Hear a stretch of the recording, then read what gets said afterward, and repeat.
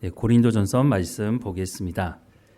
오늘 볼 말씀은요, 12장부터 14장까지 말씀인데요. 그 중에 이제 오늘 12장 말씀만 좀 보려고 하는데요. 12장부터 14장까지 말씀은 은사 경쟁에 대한 말씀을 하고 있습니다. 그런데 앞에서 우리가 봤을 때는 분파 문제가 있었잖아요. 베드로파, 바울파, 아볼로파, 그리스도파. 이렇게 파가 나눠져 가지고 서로 교회 안에서 하나 되지 못한 모습을 보이고 있는 문제를 다루고 있었는데, 그런데 그 분파 문제를요 1장에서 4장까지 다루고 있어요. 고린도전서가 16장까지 돼 있는데 1장부터 4장까지 다루고 있다는 것만으로도 이 분파의 문제가 얼마나 교회 안에서는 심각한 문제인지를 알 수가 있죠. 그런데 이 분파 문제가 여기서 끝나지 않고요, 여기 은사 경쟁에도 나타나고 있어요. 그래서 이 은사 경쟁이 도대체 그러면 어떤 분파의 문제를 일으키고 있는가, 우리가 그 모습을 좀 살펴볼 필요가 있는데요. 지난주에도 말씀을 드렸지만 고린도 교회 안에 이 10가지 문제, 모든 문제를 해결하는 가장 좋은 방법 중에 하나가 뭐냐? 상대방을 향한 존중의 마음이 있어야 된다. 그런데 이 존중의 마음은 사실 예수님께서 이미 말씀하신 것이고 이미 구약 성경에서도 말씀을 하신 거라는 거죠. 그래서 분파의 문제를 해결하는 가장 좋은 길에 대해서 말할 때 하나님의 말을 하고 하나님의 말씀으로 같은 생각을 하고 하나님의 뜻을 이루는 데 합하여야 한다라고 하는 말씀을 그래서 해주고 있다고 하는 거죠. 자, 본격적으로 그러면 12장의 말씀을 좀 보면은요, 방언파와 예언파가 등장을 해요. 방언파, 방언을 하는 사람들이죠. 예언파, 예언을 하는 사람들이에요. 그런데 여기서 말하는 예언은 앞으로 무슨 일이 일어날 거다, 뭐 이런 것도 포함되어져 있지만 이 예언의 핵심적인 건 뭐냐면 하나님의 말씀으로 그 사람, 어떤 사람에게 권면을 하거나 또 죄가 있을 때 죄를 지적하고 또 죄 용서함을 받으라고 말씀을 전하는 그 은사를 말하는 것이에요. 그래서 방언파와 예언파가 좀 다른 부분이 있는데 이 사람들이 서로 비방을 하는 거예요. 너 방언할 줄 알아? 야, 성령의 충만함을 받으면 가장 대표적인 은사가 이 방언하는 은사 아니야? 근데 너 방언도 못해? 이런 식으로. 또 예언파는 야, 너 방언, 너 알아듣지도 못하는 기도하는 거 아니야? 네가 방언하는 거, 방언 통역 은사가 있는 사람이 아니면 네가 하는 말을 네가 알아듣지 못하는데 그게 무슨 기도냐? 뭐 이런 식으로 얘기하지 않았을까 하는 생각을 해요. 그래서 서로 비방하는 문제가 있는데, 조금 전에도 말씀을 드렸지만 고린도전서 1장 10절 말씀해 보면, 형제들아 내가 우리 주 예수 그리스도의 이름으로 너희를 권하노니 모두가 같은 말을 하고 너희 가운데 분쟁이 없이 같은 마음과 같은 뜻으로 온전히 합하라 라고 말씀하고 있어요. 여기서 모두가 같은 말을 하라고 하는 것은, 이 같은 말은 하나님의 말씀을 말하라는 거예요. 교회 공동체라고 하는 것이 예수 그리스도를 영접하고 하나님의 말씀을 듣고 하나님 말씀에 순종하려고 모인 공동체잖아요. 그러니까 교회에 와서 하나님의 말씀을 말하라는 거예요. 교회에 왔는데 주식이 어떻게 되느냐, 뭐 경제가 어떻게 되느냐, 뭐 서로 좀 얘기할 수는 있겠지만 가장 핵심적으로 얘기해야 되는 게 뭐예요? 하나님의 말씀을 말해야 된다는 거죠. 또 같은 마음과 같은 뜻으로 온전히 합하라고 말하고 있는데, 같은 마음이라고 하는 것은 같은 생각을 얘기하는 것입니다. 그래서 하나님의 말씀으로 같은 생각을 하라는 거예요. 그리고 같은 뜻, 하나님의 뜻으로 온전히 합하여야 너희 가운데 있는 이 분쟁의 문제, 분파의 문제를 모두 다 해결할 수 있다라고 말씀을 하고 있는 거죠. 그래서 1장에서도 그 말씀을 하고 있는데 12장부터 나타나는 이 은사 경쟁의 문제도 사실은 하나님의 말씀 안에서 하나님의 말씀으로 같은 생각을 하고 하나님의 뜻을 이루는데 합하면 사실 이 문제는 문제가 되지 않거든요. 왜냐? 이제 앞으로 보겠지만 이 은사는 성령이 주신 거란 말이에요. 예언도 성령이 주신 은사고 방언도 성령이 주신 은사라는 거예요. 그런데 어떤 사람에게는 방언의 은사를, 어떤 사람에게는 예언의 은사를 주셨다는 것은 이 모든 사람들이 연합함으로 교회 공동체를 성장시킬 수 있도록 교회의 덕을 세우는데 사용하려고 준 것이지, 그것을 가지고 서로 비방하고 넌 이거 있어 없어? 이런 식으로 비난하라고 준 것이 아니라고 하는 것을 말씀을 하고 있는 거죠. 자, 에베소서 4장 7절에서 14절에 보면 이런 말씀을 하고 있어요. 우리 각 사람에게 그리스도의 선물의 분량대로 은혜를 주셨나니 그러므로 이르기를 그가 위로 올라가실 때에 사로잡혔던 자들을 사로잡으시고 사람들에게 선물을 주셨다 하였도다. 사람들에게 누가요? 예수님이 올라가시면서 사람들에게 선물을 주셨대요. 그럼 그 선물이 뭘까요? 올라가셨다 하였은즉 땅 아래 낮은 곳으로 내리셨던 것이 아니면 무엇이냐? 내리셨던 그가 곧 모든 하늘 위에 오르신 자니 이는 만물을 충만하게 하려 하심이라. 그가 어떤 사람은 사도로, 어떤 사람은 선지자로, 어떤 사람은 복음 전하는 자로, 어떤 사람은 목사와 교사로 삼으셨으니 이는 성도를 온전하게 하여 봉사의 일을 하게 하며 그리스도의 몸을 세우려 하심이라. 우리가 다 하나님의 아들을 믿는 것과 아는 일에 하나가 되어 온전한 사람을 이루어 그리스도의 장성한 분량이 충만한 데까지 이르리니 이는 우리가 이제부터 어린아이가 되지 아니하여 사람의 속임수와 간사한 유혹에 빠져 온갖 교훈의 풍조에 밀려 요동하지 않게 하려 함이라 라고 말씀을 하고 있어요. 앞에서 선물을 주셨다고 말씀하는데 그 선물이 뭐예요? 어떤 사람은 사도로, 어떤 사람은 선지자로, 어떤 사람은 복음 전하는 자로, 어떤 사람은 목사와 교사로 주셨다는 거예요. 그러면 선물로 주신 이 사람들의 공통점은 뭐냐? 하나님의 말씀을 가르치는 사람들이라는 거죠. 그럼 이 하나님의 말씀을 가르치는 사람들이 무슨 일을 하느냐? 13절 말씀에 우리가 다 하나님의 아들을 믿는 것과 아는 일에 하나가 될 수 있도록. 우리가 하나님의 아들이 누구인지 어떻게 알아요? 하나님의 말씀을 듣지 않으면 모르죠. 요한복음 17장 3절에 보면 영생이 뭐냐? 참 하나님과 예수님이 누구인지를 아는 것이 영생이라고 말씀을 하고 있어요. 영생은 영원히 사는 거 아닙니까? 맞습니다. 그런데 그냥 영원히 사는 게 아니라 그 영원히 사는 속에서 하나님과 예수님이 누구인지 알지 못하고 영원히 사는 것이 아니라는 거예요. 하나님이 누구인지 알고 예수님이 누구인지 알아야 우리가 영원히 살면서 하나님과 예수님과 친밀한 교제를 하면서 참 평안과 기쁨과 감사를 누리며 살아갈 수 있다는 거죠. 그래서 영생이 뭐냐? 참 하나님과 예수 그리스도가 누구인지를 아는 것이다 라고 요한복음은 설명을 하고 있는데 그러면 그것을 우리가 어떻게 알 수 있느냐는 거예요. 하나님의 말씀을 잘 가르치는 하나님의 말씀이 무엇인지 올바로 가르치는 그 말씀을 가르치는 사람들 통해서 우리가 하나님의 말씀을 듣지 않는다면 잘못된 길을 가게 되는 거죠. 예수님 승천하시고 난 이후에 복음이 전해지기 시작하는데 복음이 전해지면서부터 이단이 나오기 시작해요. 예수님은 하나님의 아들이고 인간이 아니다. 예수님은 완전한 인간이고 하나님의 아들이 아니다. 이런 이단부터 시작해서 우리의 영혼이 구원받는 것이지 우리 육체가 구원받는 게 아니야. 이거는 헬라 철학의 이혼론의 영향을 받은 사람들. 그래서 지금도 그 영향이 있어서 구원파 이런 데 보면 야 우리가 구원받았으면 한 번 구원은 영원한 구원이야. 그러니까 구원받고 나서 우리가 세례받고 구원받고 나서 내 마음대로 살아도 돼. 죄를 지어도 우리는 천국 갈 거야. 이게 구원파 거기서 주장하는 거 아니에요? 근데 사람들에게 이 말이 얼마나 솔깃해요? 현대사회에 들어오면서 사람들이 자기가 제일 중요해요. 다른 사람이 어떻게 되는 거 관계없어요. 내가 잘 먹고 잘 사는 게 가장 중요하다는 사상 속에 사람들이 살아가는데 거기에 딱 맞춰 들어가는 게 뭐예요? 그래, 네가 먹고 싶고 네가 하고 싶은 대로 다 해. 죄 져도 돼. 네가 하고 싶은 대로 다 살아. 그래도 구원받을 수 있어. 이런 말을 들으면 야, 기존 교회 가니까 뭐 이거 하지 마라, 저거 해라. 뭐 이런 말씀이 너무 많은데 야, 그렇게 안 살아도 된다고 얘기하던데? 그러면 그 말이 더 맞는 거 아니야? 왜냐하면 지금 세상이 다 그렇게 흘러가고 있잖아. 내가 하고 싶은 대로 다 해도 그거 막을 수 있는 사람이 누가 있어? 이런 식으로 얘기를 하니까 이단이 점점 더 늘어가게 되는 거죠. 근데 그런 이단이 지금만 있었던 것이 아니고요. 초대교회 때도 이런 이단이 있었단 말이에요. 그래서 사도 바울이 에베소서를 쓰면서 교회가 뭐냐?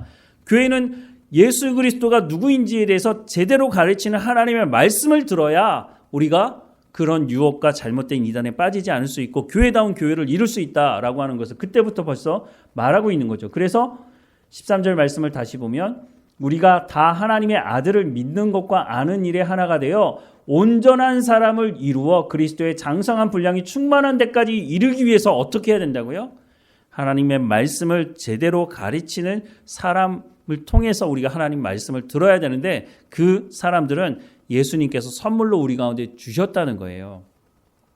그리고 14절에 이는 우리가 이제부터 어린아이가 되지 아니하여 사람의 속임수와 간사한 유혹에 빠져 온갖 교훈의 풍조에 밀려 요동하지 않게 하려 함이라. 이 말이 무슨 말이죠? 이미 초대교회 안에 어린아이와 같이 사람의 속임수와 간사한 유혹에 빠져서 배교하는 사람, 잘못된 신앙의 삶을 살아가는 사람, 이런 사람들이 이미 있었다는 거예요. 그래서 로마서도 말씀하시지만 갈라디아서 말씀에도 보면 우리가 예수 그리스도의 십자가 사건을 통해서 부름받은 사람이고 하나님께서 성령을 통해서 우리가 하나님 말씀대로 살아갈 수 있도록 인도하신다, 이런 말씀들을 전하고 있는데, 이미 갈라디아서를 보면요, 갈라디아 교회 안에 거짓 복음을 전하는 사람들이 들어와서 그 말에 귀를 기울이고 쫓아가는 사람들이 있었다는 거예요. 그래서 갈라디아서를 통해서 너희가 내가 복음을 전하는데 왜 복음의 말씀은 듣지 않고 왜 거짓 복음에 그렇게 귀를 기울이느냐라고 책망하는 부분도 나오게 되는 거죠. 자, 그래서 다시 말씀으로 돌아오면요, 결국은 하나님께서 말씀하는 것이 무엇인지 제대로 들어야 한다는 것을 말씀을 하고 있는 거예요. 자, 그런데 이 말씀과 오늘 본문과 무슨 관계가 있느냐, 조금 있다가 볼 성령과 또 관계가 있기 때문에 말씀을 드렸는데요. 12장 말씀을 보면 형제들아 신령한 것에 대하여 나는 너희가 알지 못하기를 원하지 아니하노니 라고 말씀하고 있어요. 말 되게 어렵게 써놨죠. 근데 무슨 말이에요? 반드시 알아야 된다는 말이죠. 반드시 알아야 되는 것이다 라고 하는 것을 말을 하고 있는데, 그런데 12장부터 14장은 은사에 대한 말씀을 하고 있다고 말씀드렸잖아요. 그런데 왜 12장 1절에서 3절 말씀을 보면 은사에 대한 말씀은 없는 것 같은데 왜 이 말씀을 썼을까 하는 궁금증이 생겨요. 2절 말씀에 보면 너희도 알거니와 너희가 이방인으로 있을 때에 말 못하는 우상에게로 끄는 그대로 끌려갔느니라. 그러므로 내가 너희에게 알리노니 하나님의 영으로 말하는 자는 누구든지 예수를 저주할 자라 하지 아니하고 또 성령으로 아니하고는 누구든지 예수를 주시라 할 수 없느니라 라고 말씀하고 있어요.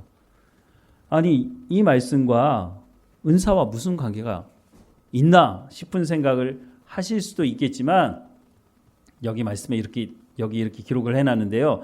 성령의 은사로 인한 교회 안의 분열에 대해 말하면서 왜 성령과 예수님에 대해 말을 할까요? 그렇죠.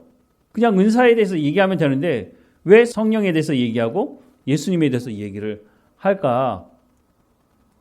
이유가 있습니다. 요한복음 14장 26절에 보면요, 예수님께서 승천하시기 전에 내가 가면 보혜사 성령이 오실 것이라고 말씀하시거든요. 보혜사 곧 아버지께서 내 이름으로 보내실 성령, 그가 너희에게 모든 것을 가르치고 내가 너희에게 말한 모든 것을 생각나게 하리라. 성령이 오셔서 뭘 하신다고요? 내가 너희에게 말한 모든 것을 생각나게 하실 것이다. 여기서 끝나지 않아요. 15장 26절. 내가 아버지께로부터 너희에게 보낼 보혜사 곧 아버지께로부터 나오시는 진리의 성령이 오실 때에 그가 나를 증언하실 것이다. 성령이 오시면 뭘 하신다고요?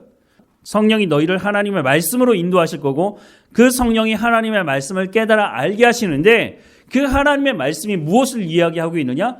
예수 그리스도에 대해서 말하고 있지 않느냐? 그래서 그 성령이 오시면 나를 증언하실 것이다 라고 말씀을 하셨다는 거죠. 그 말씀을 알고 있는 사도 바울이 고린도전서 12장 3절에 뭐라고 말하고 있어요? 하나님의 영으로 말하는 자는 누구든지 예수를 저주할 자라 하지 아니하고 또 성령으로 아니하고는 누구든지 예수를 주시라 할 수 없다라고 말씀을 하고 있어요. 그러니까 이 말씀이 무슨 말이에요? 예수님이 성령이 오시면 그가 나를 증언하실 것이다 라고 말씀하고 있잖아요. 그리고 그 성령이 우리를 불러서 예수 그리스도를 영접하게 하신다고 말씀을 하고 있는 거예요. 그러니까 성령의 핵심 사역이 뭐예요? 예수가 주라고 시인하도록 하나님의 말씀을 깨달아 알게 하시는 것이다 라고 말씀을 하고 있는 거죠. 이 말씀을 하고 나서 은사에 대해서 말을 하고 있다고 하는 것은 무슨 말이에요? 은사는 어떤 사람에게는 있고 어떤 사람에게는 없어. 그래서 성령의 사역 가운데 가장 중요한 사역은 은사를 주고 안 주고 그 문제가 아니라, 성령의 사역의 핵심적인 건 뭐라고요? 예수가 주라고 하는 것을 깨달아 알게 하시는 것이 성령의 가장 핵심적인 사역이다라고 하는 것을 은사를 얘기하기 전에 가장 먼저 딱 얘기를 하는 거예요. 그러니 내가 지금부터 얘기하고 싶은 건 은사에 대한 얘기가 아니야. 너희가 은사를 가지고 서로 방언파냐 예언파냐 하고 서로 싸우는데 그거 중요한 거 아니야. 너희가 예수를 주라고 시인하고 있느냐? 그게 중요한 문제야. 왜냐? 내가 예수를 주로 시인하고 있다면 그 말은 무슨 말이에요? 내가 하나님의 말씀을 듣고 순종하겠다는 것 아니에요? 내가 예수를 주로 시인하지도 않는데 어떻게 하나님 말씀대로 순종해요? 그런데 내가 입으로 주를 시인하고 내가 예수 그리스도를 영접한 사람이라고 한다고 하는 것은 뭐예요? 내가 이제부터는 하나님의 말씀을 듣고 하나님의 말씀에 순종하는 사람이 되겠습니다라고 하는 것이 전제되어져 있는 것 아니에요? 그러니까 바로 성령의 사역이 예수가 주라고 하는 것을 우리로 고백하기 위해서 사역하시는 가장 핵심적인 사역이라고 하는 것을 말해주고 이 부분으로부터 시작해서 은사에 대해서 이제 이야기하기 시작하는 거죠. 그래서 12장 말씀을 보면은요, 하나님은 한 분이시나 은사는 여러 가지다라고 하는 전반부 말씀을 하고 있고요. 후반부는 은사는 다양성이 있다. 은사는 방언만 있는 것도 아니고 예언만 있는 것도 아니고 다양한 은사가 있다라고 하는 것을 말하고 있습니다. 그래서 4절부터 말씀을 보면 은사는 여러 가지나 성령은 같고 직분은 여러 가지나 주는 같으며 또 사역은 여러 가지나 모든 것을 모든 사람 가운데서 이루시는 하나님은 같으니 각 사람에게 성령을 나타내심은 유익하게 하려 하심이라. 성령이 나타나시는 것이 무엇을 위한 것이라고요? 유익을 위한 것이라고요. 근데 서로 싸워. 서로 유익된 게 없는 거잖아요. 잘못됐다는 거죠. 어떤 사람에게는 성령으로 말미암아 지혜의 말씀을, 어떤 사람에게는 같은 성령을 따라 지식의 말씀을, 다른 사람에게는 같은 성령으로 믿음을, 어떤 사람에게는 한 성령으로 병 고치는 은사를. 여기서 말하는 믿음은요, 예수 믿는 믿음이 아니에요. 예수님께서도 그런 비유를 드신 적이 있는데요. 너희 믿음이 겨자씨 하나만큼만 있어도 어떻게 한다고요? 이 산을 여기서 저기로 옮길 수 있다. 그런 믿음을 말씀하는 거예요.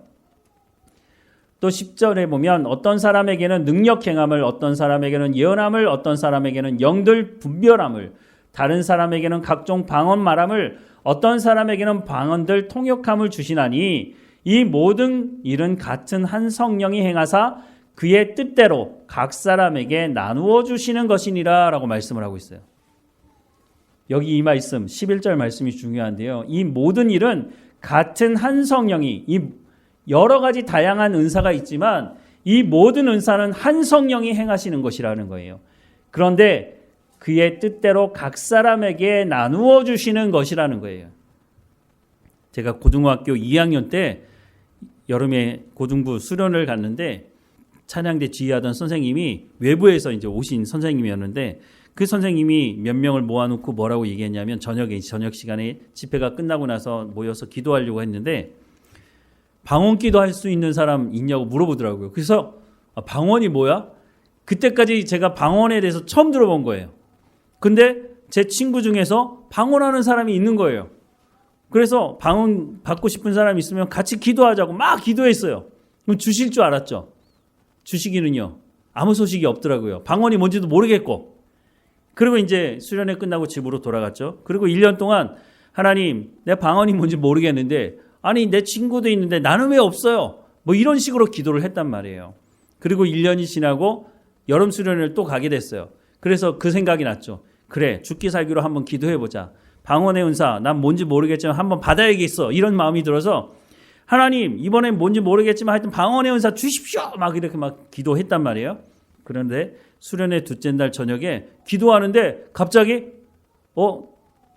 내가 말하는 한국말이 아니라 이상한 말이 막 나오는 거예요. 그냥 내가 의도적으로 어떤 말을 하고 싶어서 하는 게 아니라 그냥 막 나와요. 아, 이게 방언이구나 라는 생각을 하면서 그때만 하더라도 이게 대단한 은사라고 생각을 했거든요.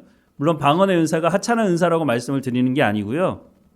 그런데 시간이 지나고 성경을 보니까 성경에 어떻게 보면 내가 사역하는 데 있어서 정말 필요한 은사들이 너무 많은 거예요. 그때만 하더라도 방언의 은사가 전부 다인 줄 알았는데 그게 아니라고 하는 것을 알게 됐죠. 그 방언의 은사라고 하는 것도 나중에 보니까 우리나라 사람이 미국 가서 살다가 보면은요, 한국말을 잊어버려요. 한국말을 잊어버린다기보다는 한국에서 썼던 그 단어들을 잊어버려요. 왜냐하면 영어로 계속 얘기를 해야 되니까. 그런데 나중에는요, 그런 단어가 생각이 안 나니까 한국말을 못하게 되는 거예요. 방언도 마찬가지더라고요. 방언의 은사를 받았지만 그것을 계속해서 방언 기도를 하지 않으면 그 방언 기도를 잃어버릴 수 있다는 것도 나중에 알게 됐죠. 왜냐하면 그의 뜻대로 각 사람에게 나눠주는 것이고 각 사람에게 나눠준 이것은 앞부분에 뭐라고 했어요? 유익을 위해서 주는 것이란 말이에요. 방언의 은사 같은 경우에는 앞으로 14장 가서 보겠지만 개인에게는 유익이 되지만 내 옆에 있는 사람에게는 유익이 되지 않아요. 왜냐? 나는 내가 방언 기도를 하고 있다는 것을 통해서 내가 확실하게 구원받았다고 하는 어떤 믿음을 가질 수 있지만 내 옆에 있는 사람은 그것과 관계가 없잖아요. 그리고 이제 방언의 또 다른 문제는 14장 가서 다시 한번 말씀을 드리겠는데요. 은사는 하나님의 뜻대로 각 사람에게 나눠주시는 거예요.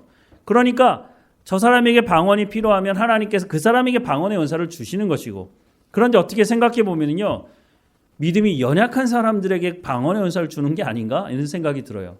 왜냐하면 자꾸 의심하고 그러니까 확실한 어떤 증거를 줘야 되는데 방언 같은 걸 받으면 아, 내가 구원받은 백성이구나라는 것을 아니까 방언의 은사를 받지 않아도 내 가운데 분명한 믿음의 확신이 있는 사람들도 많단 말이에요. 은사는 하나님의 주권에 달린 것이며 은사를 받은 사람은 하나님의 주권을 인정할 때에 은사를 제대로 사용할 수 있고 은사의 다양성도 인정할 수 있게 된다는 거예요. 이건 전적인 하나님의 주권에 달려 있는 거예요. 내가 달라고 해서 주는 것도 아니고, 보세요.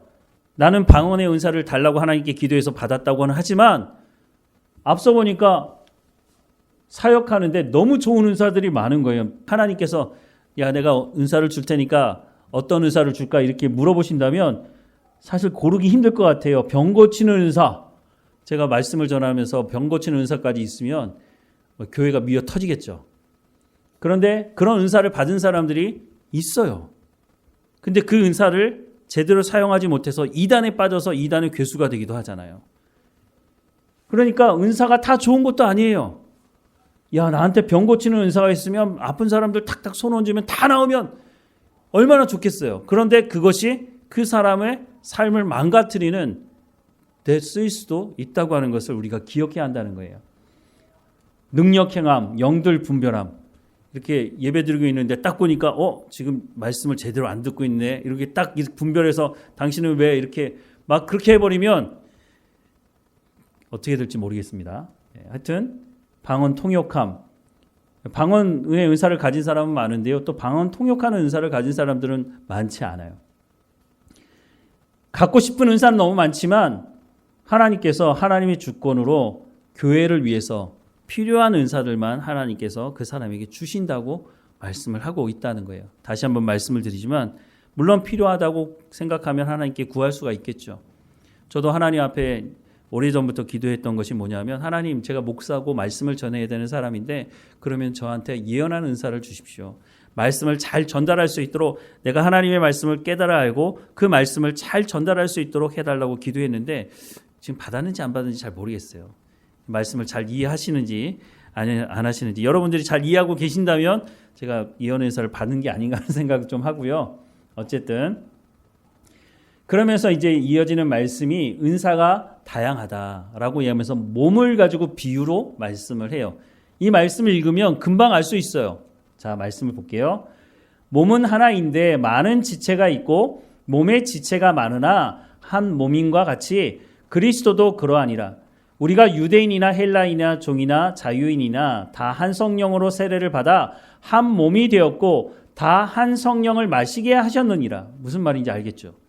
우리 몸에 보면 지체가 여러 가지예요. 손도 있고 발도 있고 손가락, 발가락, 눈, 코 다 다르단 말이죠. 이것이 한가운데 모여가지고 몸이 된다는 거예요. 자, 14절에 보면 몸은 한 지체뿐만 아니요 여럿이니 만일 발이 이르되 나는 손이 아니니 몸에 붙지 아니하였다 할지라도 이로써 몸에 붙지 아니한 것이 아니요. 기능이 다르다고 야, 나 이제 몸에서 떨어질 거야? 라고 할 수 없다는 거예요. 또 귀가 이르되 나는 눈이 아니니 몸에 붙지 아니하였다 할지라도 이로써 몸에 붙지 아니한 것이 아니라는 거예요. 만일 온몸이 눈이면 듣는 곳은 어디며 온몸이 듣는 곳이면 냄새 맡는 곳은 어디냐. 그러나 이제 하나님이 그 원하시는 대로 지체를 각각 몸에 두셨으니 만일 다 한 지체뿐이면 몸은 어디냐. 이제 지체는 많으나 몸은 하나라. 눈이 손더러 내가 너를 쓸 데가 없다 하거나 또한 머리가 발더러 내가 너를 쓸 데가 없다 하지 못하리라. 그뿐 아니라 더 약하게 보이는 몸의 지체가 도리어 요긴하고, 이게 무슨 말이죠? 여러분 발가락 중에 새끼 발가락 다쳐보신 적 있습니까? 평소에는 몰라요. 그냥 신발 신고 다니고 양발이 그냥 속에 있으니까 근데 걸어 다닐 때 아프지 않으면 아무런 신경도 안 쓰거든요. 그런데 발가락 중에 새끼 발가락 제일 필요 없는 것 같은 그 새끼 발가락 하나만 다치더라도요. 제대로 사람이 걸을 수가 없어요. 그 아픈 발가락에 모든 신경이 가게 된단 말이에요. 평소에는 쓸모없다고 야, 너 쓸모없는 거 아니야? 이렇게 말하면 안 된다는 거죠. 모든 지체가 필요하기 때문에 하나님께서 각 은사를 각 사람에게 주신 것이라고 말씀을 하고 있어요. 우리가 앞서 봤던 12장이 기록된 은사가 은사의 전부가 아니에요. 은사가 너무너무 많아요. 자, 말씀을 계속 보면 23절에 우리가 몸에 덜 귀히 여기는 그것들을 더욱 귀한 것들로 입혀주며 우리의 아름답지 못한 지체는 더욱 아름다운 것을 얻느니라. 그런즉 우리의 아름다운 지체는 그럴 필요가 없느니라. 오직 하나님이 몸을 고르게 하여 부족한 지체에게 귀중함을 더하사 몸 가운데서 분쟁이 없고 오직 여러 지체가 서로 같이 돌보게 하셨느니라. 만일 한 지체가 고통을 받으면 모든 지체가 함께 고통을 받고 조금 전에 말씀드린 그것이죠. 한 지체가 영광을 얻으면 모든 지체가 함께 즐거워하느니라. 너희는 그리스도의 몸이요 지체의 각 부분이라. 하나님이 교회 중에 몇을 세우셨으니 첫째는 사도요, 둘째는 선지자요, 셋째는 교사요, 그 다음은 능력 행하는 자요, 그 다음은 병 고치는 은사와 서로 돕는 것과 다스리는 것과 각종 방언을 말하는 것이라. 다 사도겠느냐? 다 선지자겠느냐? 다 교사이겠느냐? 다 능력을 행하는 자이겠느냐? 다 병 고치는 은사를 가진 자이겠느냐? 다 방언을 말하는 자이겠느냐? 다 통역하는 자이겠느냐? 라고 말씀하고 있습니다. 물론 은사들을 보면요. 저 은사 가지면 얼마나 좋을까 이런 생각을 가지는 은사들이 있어요. 지혜롭게 말하는 사람이 있고요. 하나님의 말씀을 어떻게 그렇게 시기적절하게 잘 전하는 사람이 있는가 반면에 여러 가지 은사들 보면서 나한테도 저런 은사가 있으면 좋겠다고 생각하지만 분명하게 은사는 하나님께서 주시는 것이고 그 은사는 그 사람을 통해서 교회를 유익하게 하기 위해서 주시는 것이어야 한다는 거예요. 그것을 받아 누리는 사람도 마찬가지의 생각을 해야 된다는 거예요. 내가 이런 사람들이 부러워하는 은사를 가졌어. 그러면 내가 사람들에게 뽐을 내야지, 교만해지고 그렇게 되면 결국은 그 은사 때문에 자기가 망가지게 된다는 거죠. 하나님께서 우리 가운데 주시는 은사는 그 은사를 가지고 어떻게 하면 교회를 더 덕스럽게 할 것인가? 교회를 더 유익하게 할 것인가? 그리스도의 몸을 어떻게 하면 그리스도의 장성한 분량에 이를 수 있도록 서로 도울 것인가? 하는데 집중할 때에 우리가 은사를 제대로 사용할 수가 있다고 하는 거죠. 은사의 다양성을 보면서요. 첫 번째 우리가 인정해야 되는 게 뭐냐면 하나님의 주권을 인정해야 된다는 거예요. 이건 하나님께서 주시는 것이라는 거죠. 어떤 사람은 내가 기도해서 받은 거야. 물론 기도해서 하나님께서 그 사람이 필요하니까 주신 것이죠. 그런데 그것은 내가 기도해서 받은 거야. 이런 식으로 잘못 생각하면 안 된다는 거예요. 하나님의 주권을 인정해야 된다는 거죠. 고린도전서 12장 11절에 이 모든 일은 같은 한 성령이 행하사 그의 뜻대로 각 사람에게 나누어 주시는 것이니라 라고 분명히 말씀하고 있죠. 두 번째는요. 성령으로 예수 안에 한 공동체로 부름을 받았다고 하는 것이에요. 한 몸이 유기처적인 공동체라는 거예요. 따로따로 떼어지지 않고요. 서로 연결되어져 있다는 것을 알아야 된다는 거예요. 그래서 아까도 말씀을 드렸지만 새끼발가락 뭐가 필요해?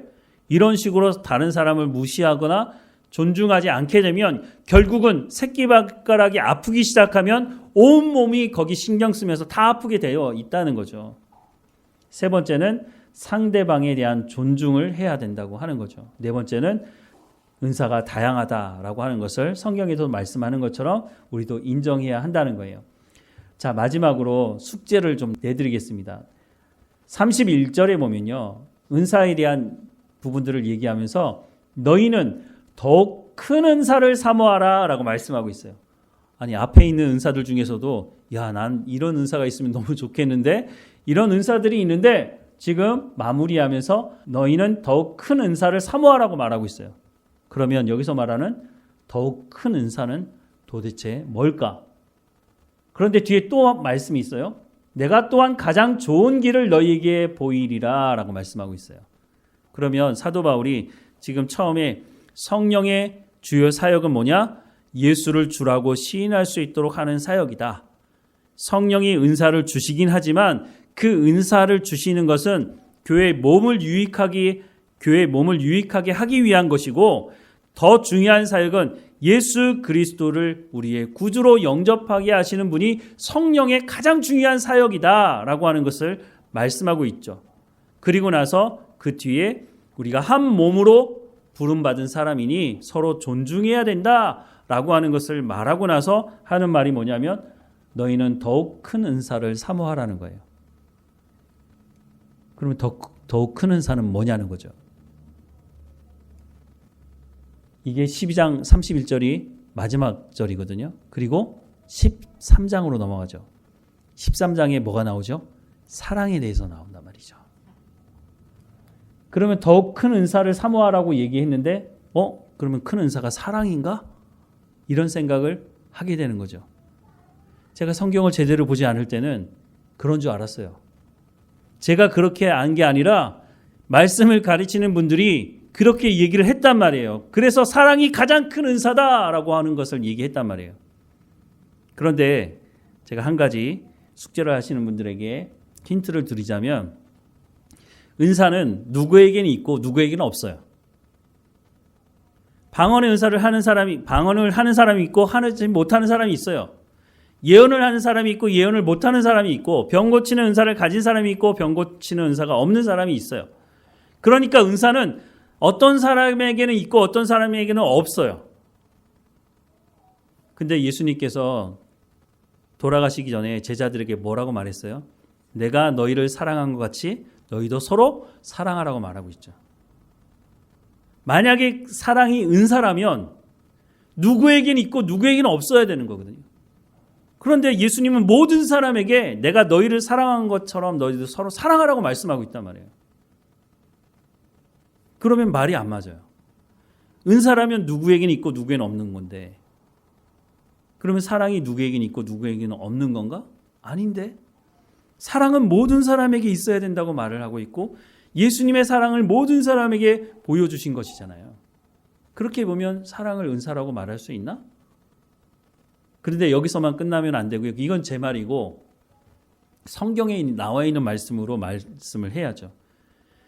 은사는요. 은사에 대한 이 분쟁의 문제는 12장에서 끝나지 않고요. 12장, 13장, 14장까지 말씀을 하고 있다는 거예요.